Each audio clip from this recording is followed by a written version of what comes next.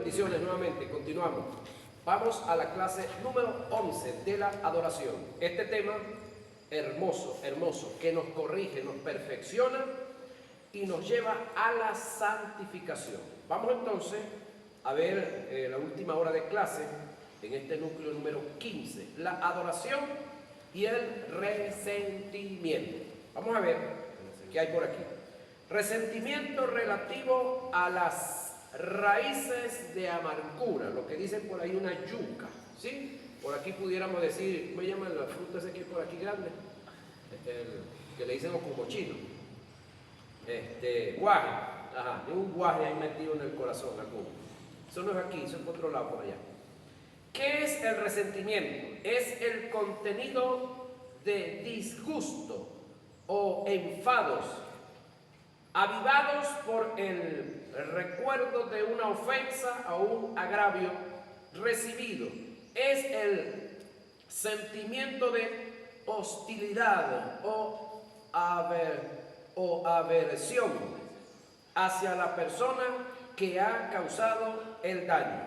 El resentimiento se denomina como las llamadas raíces de amargura, que es lo que mantiene el alma atada, angustiada, desprovisto del favor de Dios. Una raíz de amargura, según el contexto bíblico, es aquel resentimiento que emana y produce frutos nocivos, letales y amargos que pueden envenenar, contaminar o influenciar el alma de los que no nos rodean. Hebreos 12:15, y que a su vez mantiene el alma envenenada de aquel que la posee y que es capaz de producir daño a cuesta de lo que sea. Ningún verdadero creyente, oiga, puede usar su fe en adoración de una manera eficaz a menos que se haya librado de la raíz de amargura.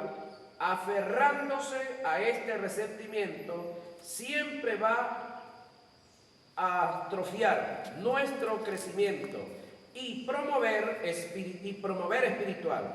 El Señor desea que su pueblo sea libre de este flagelo para vivir y moverse de acuerdo a su voluntad. Dejar ir el resentimiento equipara a cada creyente a experimentar cosas grandes en el Señor. El resentimiento o las raíces de amargura se manifiestan en tres aspectos que a continuación las vamos a detallar y a estudiar. Ellas son odio, envidia y rencor. ¿Sí? Odio, envidia y rencor.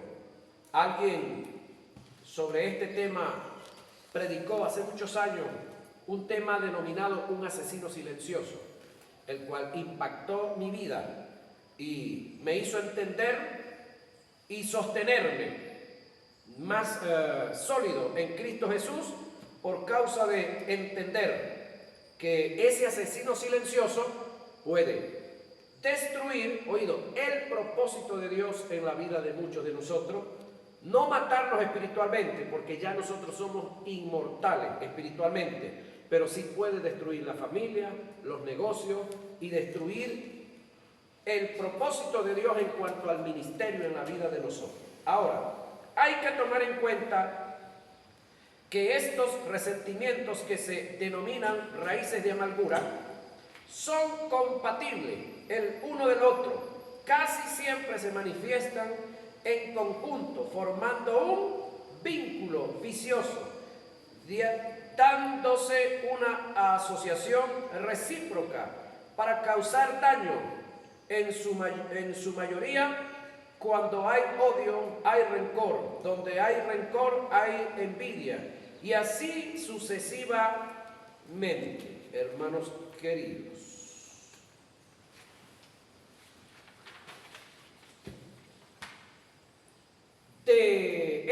tres tipos de resentimiento se deriva una serie de pecados que atentan en contra de la iglesia y que a su vez la destruyen como cuerpo.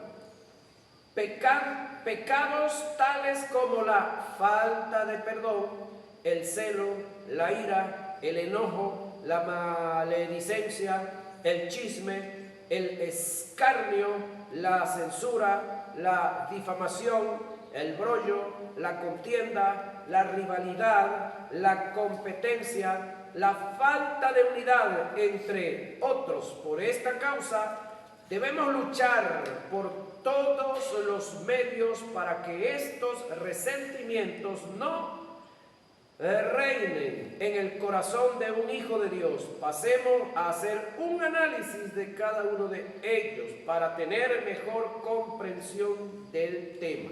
Odio.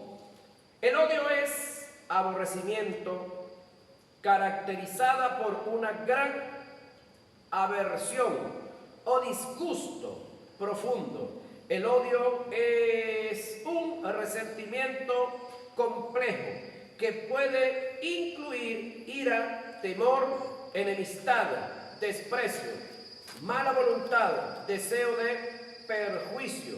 Proverbios 10:12, lo leen en su casa, si alguien lo tiene a la mano lo puede leer, me gustaría oírlo, porque este es uno de los flagelos, hermanos queridos, que está golpeando duramente al liderato, y no solamente al liderato, a la iglesia en general. El odio, que viene cargado pues de envidia y de muchas cosas más. Como dice Proverbio por allá, el que lo tenga, arranque a leerlo por favor.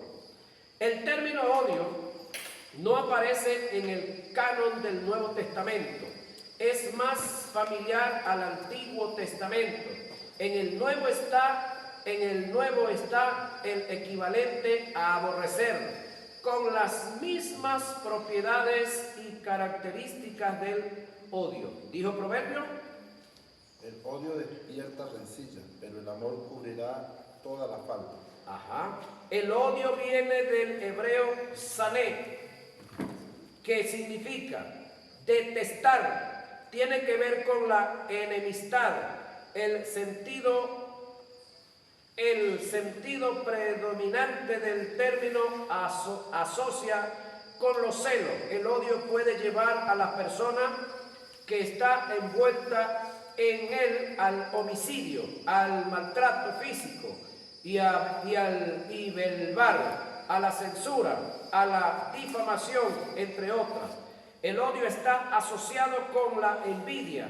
Es aquello que emana del interior del ser al verse desprovisto de lo que el otro tiene. En el Nuevo Testamento, el aborrecer es comparado con el homicidio, en omisión. Esto denota la seriedad de dicho resentimiento, que es tan penado y condenado por Dios como si hubiera cometido el crimen. El que aborrece a su hermano se le llama homicida, por la sencilla razón de que el pecado consiste en la disposición interna, de la que el acto es tan solo la expresión exterior, es decir, de pensar al hecho hay poco trecho.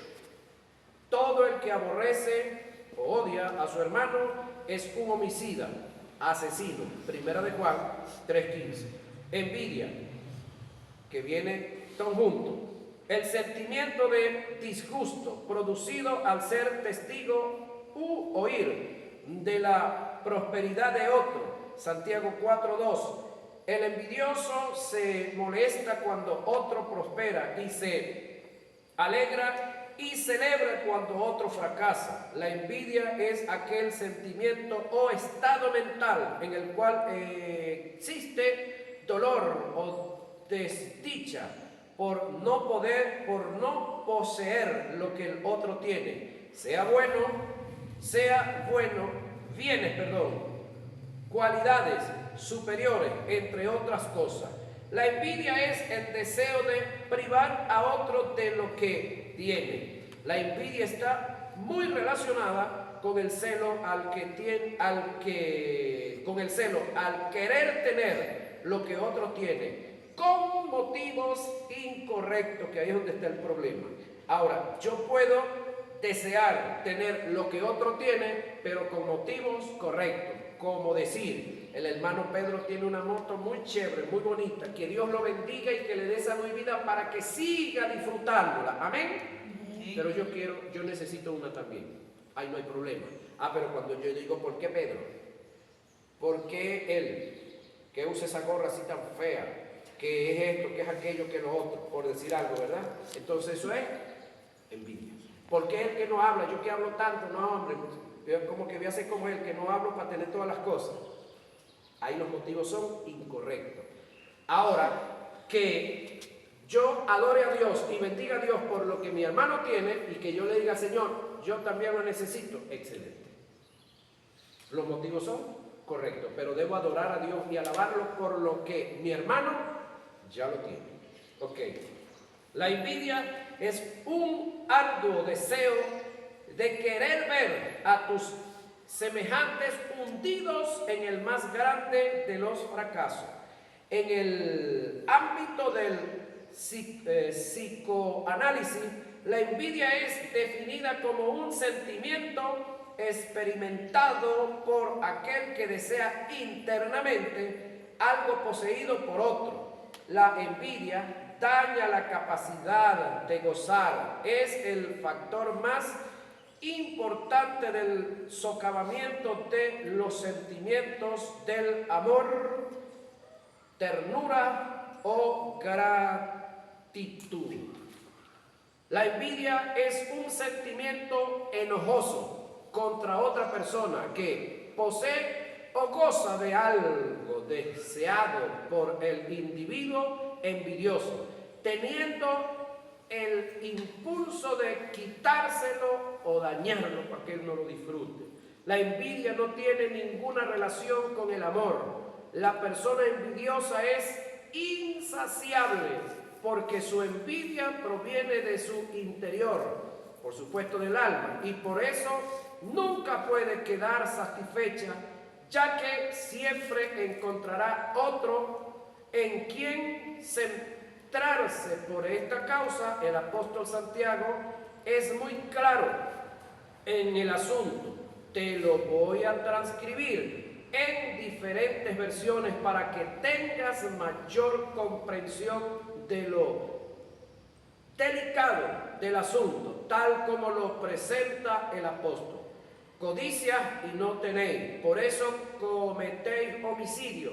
Soy envidioso y no podéis obtener, por eso combatís y hacéis guerra. No tenéis porque no pedís.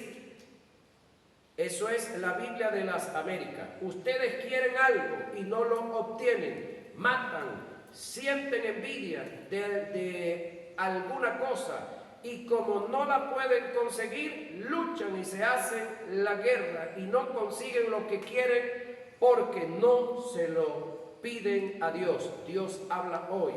Deseas algo y no lo consigues, matas y sientes envidia y no puedes obtener lo que quieres, riñen y se hacen la guerra, no tienen porque no le piden. Nueva Biblia al día. Deseas lo que no tienes, entonces traman y hasta matan para conseguirlo. Envidian lo que otro tiene, pero no pueden obtenerlo. Por eso luchan y le hacen la guerra para quitarlo. Sin embargo, no tienen lo que desean porque no se lo piden a Dios. Nueva traducción viviente. Ustedes desean las cosas, pero no las consiguen. Su envidia puede llegar hasta el extremo de matar. Y aún así no consiguen lo que quieren. Por eso discuten y pelean. No consiguen lo que quieren porque no lo piden a Dios. Palabra de Dios para todo. Si ustedes desean algo, no lo obtienen, entonces matan, Si arden de envidia y no consiguen lo que desean, entonces discuten y luchan, pero no tienen lo que desean porque no piden. Reina Valera contemporánea. Codiciáis y no tenéis, matáis y ardéis de envidia y no podéis alcanzar, combatís y lucháis, pero no tenéis lo que deseáis porque no pedís. Reina Valera 1960. Codiciáis y no tenéis, matáis y ardéis de envidia y nada podéis alcanzar, combatís y lucháis, pero no tenéis lo que deseas porque no pedís. Reina Valera 1995. Son tan envidiosos que quisieran tener todo y cuando no lo pueden conseguir son capaces hasta de pelear, matar y promover la guerra, pero ni así pueden conseguir lo que quieren. Ustedes no tienen porque no se lo piden a Dios. Traducción en lengua actual. Eso es envidia. Rencor es el resentimiento o sentimiento de hostilidad o enemistad hacia una persona, motivado por una ofensa, daño o perjuicio. Sufrido es el resentimiento arraigado y persistente, que no se olvida a pesar de la distancia o alejamiento. El rencor está familiarizado con el odio. El rencor trae como resultado la falta de perdón. El que siente rencor es porque ha sido herido en su ego o dañado emocionalmente de alguna manera. El rencor tiene un fin nefasto para quienes lo practican. Científicamente produce, problemas cardíacos, tales como arritmia, infarto, entre otros, problemas estomacales como gastritis, úlcera, entre otros, enfermedades en el sistema cerebral como producto de la ira, constante, se puede desatar derrames cerebrales y hasta aneurisma que producen la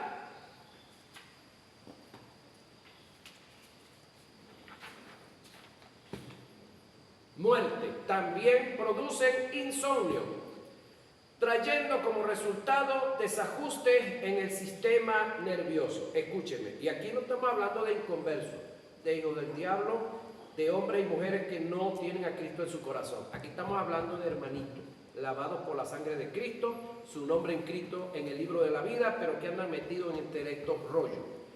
El rencor puede conducir al individuo a la adicción, como al alcohol, al cigarrillo y a la droga. El rencor conduce a sus víctimas a la traición, amarga el alma, desfigura el rostro, decae la mirada, por lo que están siendo apagados en espera de mostrar la venganza que está en su corazón.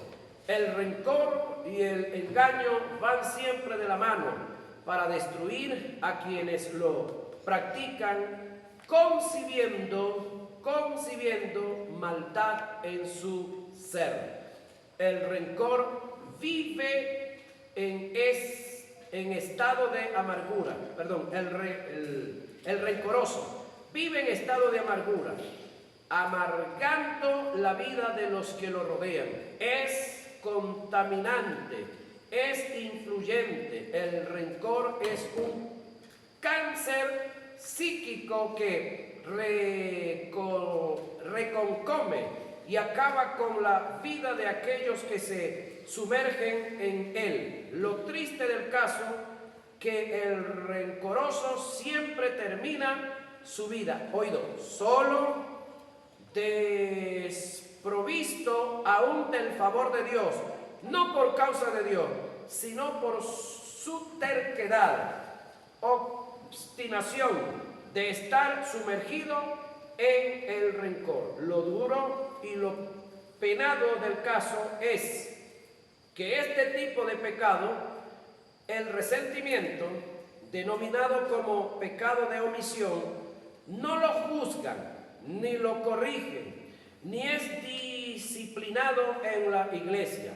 En nuestras congregaciones se juzga, oído con lo que viene, el pecado que se comete del ombligo para abajo, pero el que se comete del ombligo para arriba nadie lo toma en cuenta, no sabiendo que es tan penado, condenado y tomado en cuenta por Dios como cualquier tipo de pecado que se cometa de comisión. Aleluya. ¿Cómo combatir estos flagelos? Aquí viene la medicina. Ya le mostramos el diagnóstico, ya le dijimos toda la desgracia y todo lo que puede dañar esto. Vamos ahora a la medicina, ¿sí? Porque el médico primero hace el diagnóstico, ¿verdad? Una vez que hace el diagnóstico, el buen médico, entonces luego viene la medicina. Porque mal médico, el que se ponga a dar medicina sin hacer el diagnóstico. Mal consejero, el que cuando llegó el que trae el problema, no lo deja hablar, no lo escucha, no presta atención, sino que de una vez viene el consejo. No. Si usted quiere ser un buen consejero, oiga primero. No se le olvide que Dios le dio 2 oídos, mire, 2 oídos y una boca, para que procuremos oír el doble de lo que hablamos. ¿Sí? La misma naturaleza nos enseña, 2 oídos. Entonces el consejero primero tiene que oír. Ok, y si el brollo es entre 2, tiene que escuchar a uno y después tiene que escuchar al otro para poder sacar conclusiones. No debe sacar conclusiones a priori oyendo solamente a uno de los que está metido en el brollo, porque este trae su verdad y el otro trae la de él. Entonces lo correcto, oiga a uno, oiga al otro y después siente los dos. A ver qué es lo que es. Frente a frente, cara a cara. Esa es la mejor manera de arreglar cualquier brollo. Entonces, ¿cómo combatir estos flagelos que vimos? Esto es combatido con la naturaleza del amor, del ágape de Dios, reinando y emanado de nosotros cuando hacemos un análisis de las verdades del reino de Dios. Todo se dio y se da por amor. La Escritura te define el amor de Dios en 5 propiedades que son muy virtuosas. Lo que el amor es. ¿Cuál? El ágape. ¿Sí? Lo que el amor no es. Lo que el amor hace, lo que el amor no hace y lo que el amor no deja de ser. Vamos para ello. El amor es sufrido. Hay un proverbio por allá que dice: la honra del sabio es dejar pasar desapercibida la ofensa. Es decir, no es de gente sabia el permitir que cualquiera lo ofenda. No. Necesitamos en este tiempo, a esta altura de la vida, hombres que estén capacitados de conocimiento, que estén capacitados por el Espíritu para que cualquier ofensa que le hagan, ellos la dejen que resbale. Como que están bañados de aceite y les cayó una gota de agua. Si usted está bañado de aceite y le cae una gota de agua, ¿lo moja el agua? Porque usted está bañado de aceite. Entonces, si el amor en usted está aflorando, florece por todos sus poros, cualquier acción de rencor de alguien contra usted, cualquier ofensa de cualquier persona contra usted, sencillamente eso no lo va a ofender. A ese nivel es que necesitamos. Es decir, no necesitamos gente que, ¿cómo te digo esto? Dios necesita levantar en este tiempo un grupo de hombres y mujeres, o que su iglesia en general esté al nivel que las ofensas pues le resbalen, no le paren. Que Rafaelito dijo, bueno, él lo dirá, él tendrá sus razones, pero a mí que eso ni me va ni me viene. Yo como en mi casa y él come en la de él. Nunca me he invitado a la de él para decir que comió en la de él. Algún día será ese, ¿no? Ajá, ahora, el amor es sufrido, es benigno, el amor no tiene envidia, el amor no es jactancioso, no se envanece, no hace nada indebido, no busca lo suyo, no se irrita, no guarda rencor, no se goza de la injusticia, mas se goza de la verdad. Todo lo sufre, todo lo cree, todo lo espera, todo lo soporta. El amor nunca dejará de ser. ¿Cuál de los tres? El amor, que no es un sentimiento, que es un mandamiento. Sin embargo, en Mateo 24, si mal no recuerdo, dice por allá: y por haberse multiplicado la maldad, oiga la expresión, el amor de muchos se enfriará. Y el término amor ahí es usado, es el ágape. Y eso extraña a muchos, sí. El amor de muchos se enfriará. Pero ahí está el contexto, es decir, no se salga de ahí, quédese ahí mismo. ¿El amor de qué? ¿El de qué? El de muchos, no el de Dios. Que aunque tengan el ágape, por multiplicarse la maldad, el amor de ágape de ellos, pero el de ellos, no el de Dios, se enfriará.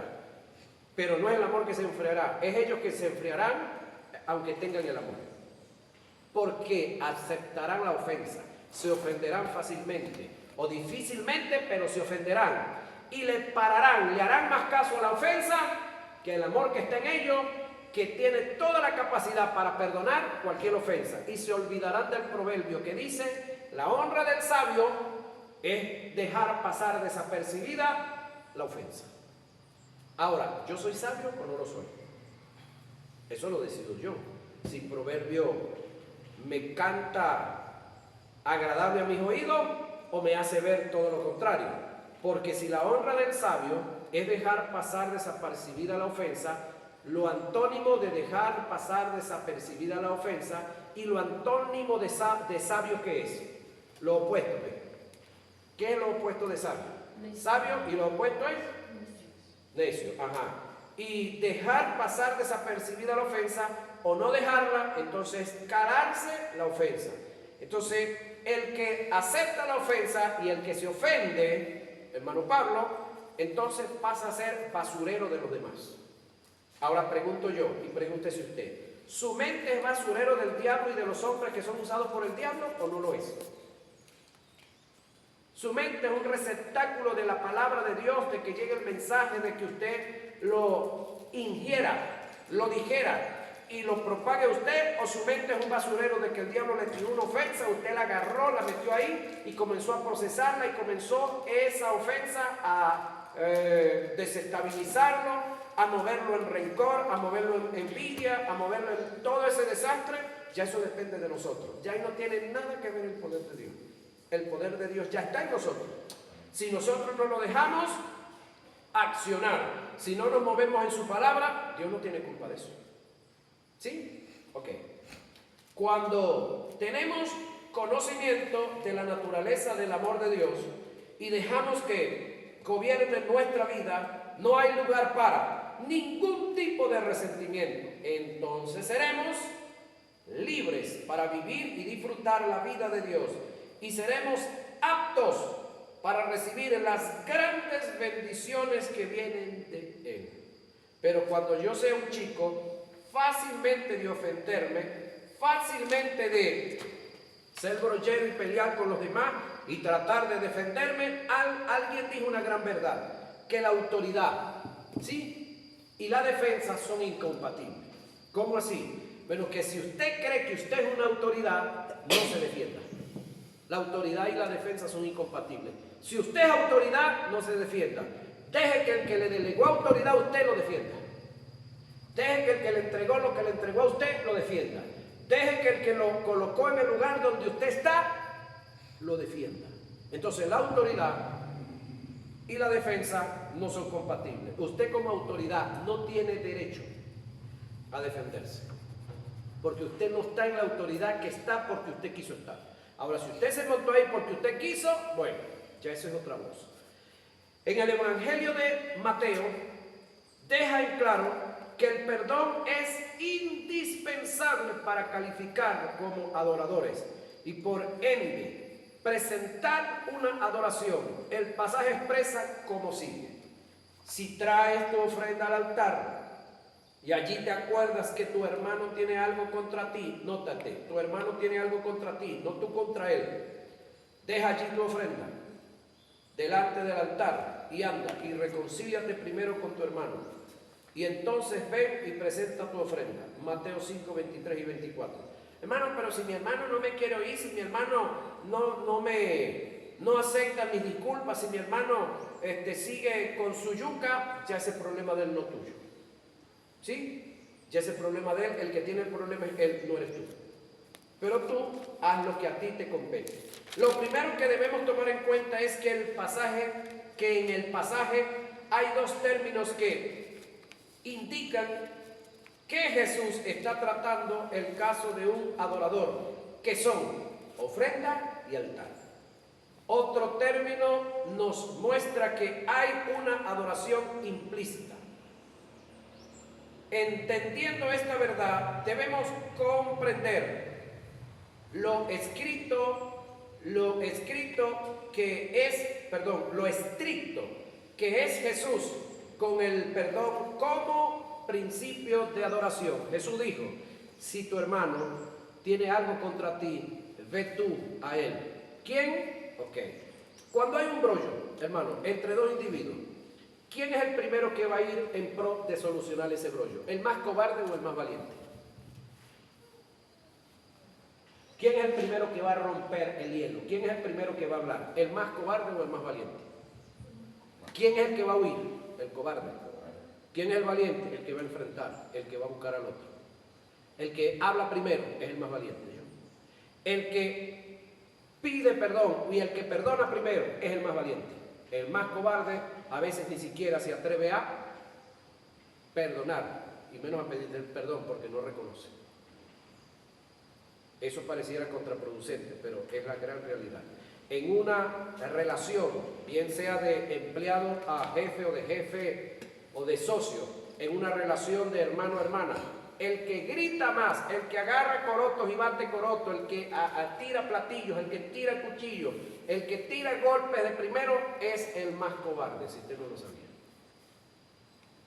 Ese es el que tiene la mentecita así chiquitica, como aquel caso que él hablaba y hablaba y hablaba, y la gente gritaba y él decía, es que no me tienen paciencia. ¿Se recuerda de eso, no? Que bastante lo vieron.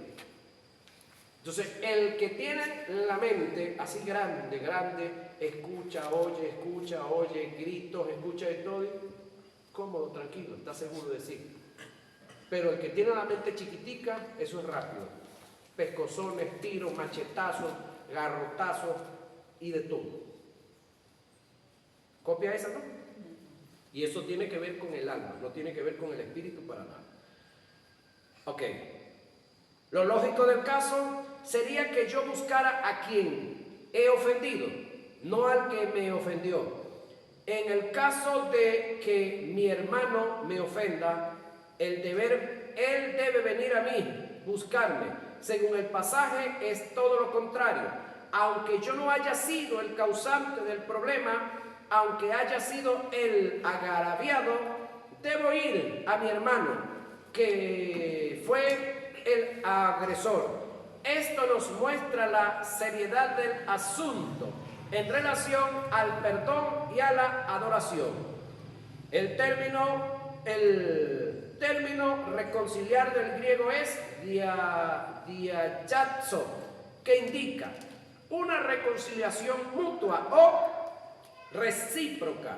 La enseñanza de Jesús radica que al acercarse a la casa de Dios en adoración, la ofrenda no será aceptada mientras haya un resentimiento en contra de mi semejante. Debo entender como adorador que mi comunión con Dios no puede ser correcta cuando es mala la conexión con mi semejante. De la única forma que Jesús pudo presentar, oiga lo que viene, al Padre su vida como ofrenda es a través del perdón. Jesús no entregó su vida al Padre hasta no haber exclamado, Padre, perdónalos porque no saben lo que hacen.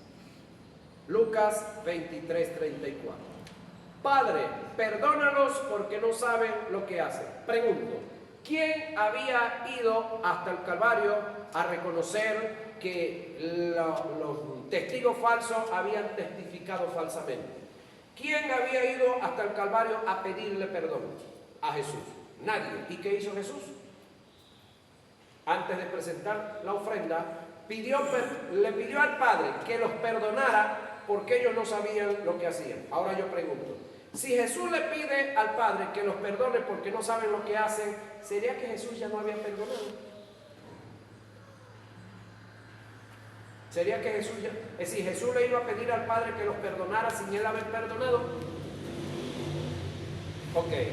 Si Jesús le hubiese dado lugar al resentimiento, hubiera echado por tierra la salvación del hombre, porque su vida no hubiese sido aceptada por el Padre como ofrenda en adoración.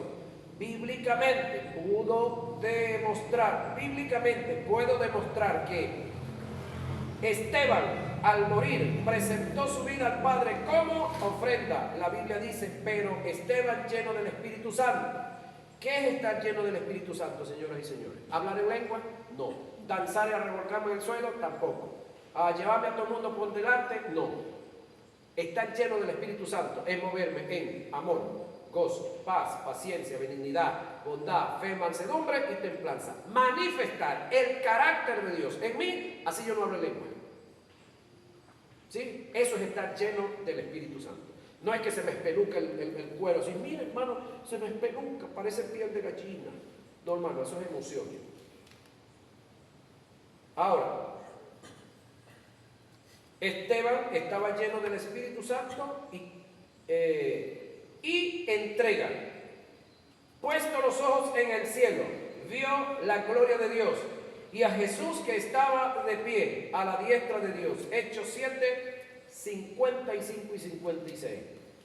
Es una de las pocas partes de las Escrituras que presentan a Jesús de pie a la diestra de Dios. Esto indica que Jesús tomó esta posición con el fin de reverenciar la muerte de su santo, que estaba entregando su vida como ofrenda al Padre en adoración. Pero según el verso 60 del mismo capítulo, ya el perdón estaba en el corazón de Esteban como principio de adoración. Esteban dijo, Señor, no les tomes en cuenta este pecado. ¿Quién era un joven que estaba ahí en esa reunión de los apedreantes sobre quien tiraron las ropas de Esteban sobre los pies de él? Uno llamado Saulo, el cual después también tuvo un encuentro con Cristo Jesús y pasó a ser el hombre que escribió más de todo lo del Nuevo Testamento. Hechos 7:60, la Biblia dice que esto lo dijo puesto de rodillas, como todo un adorador. No solamente estaba puesto de rodillas, sino que estaba adorando, porque no basta estar de rodillas, sino que estar de rodillas y adorar es mejor. Pero no solamente se adora de rodillas, que es el caso. ¿Sí? Entonces,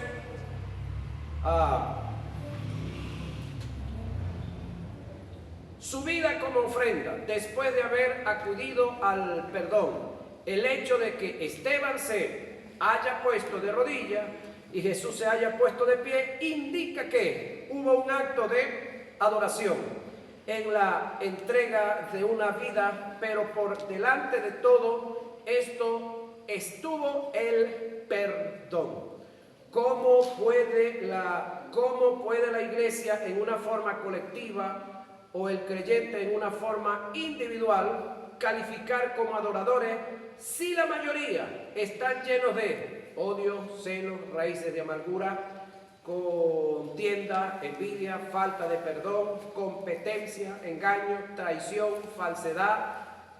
Dejar todas estas cosas no es fácil, pero es nuestra única opción para calificar como adoradores y presentar una verdadera adoración.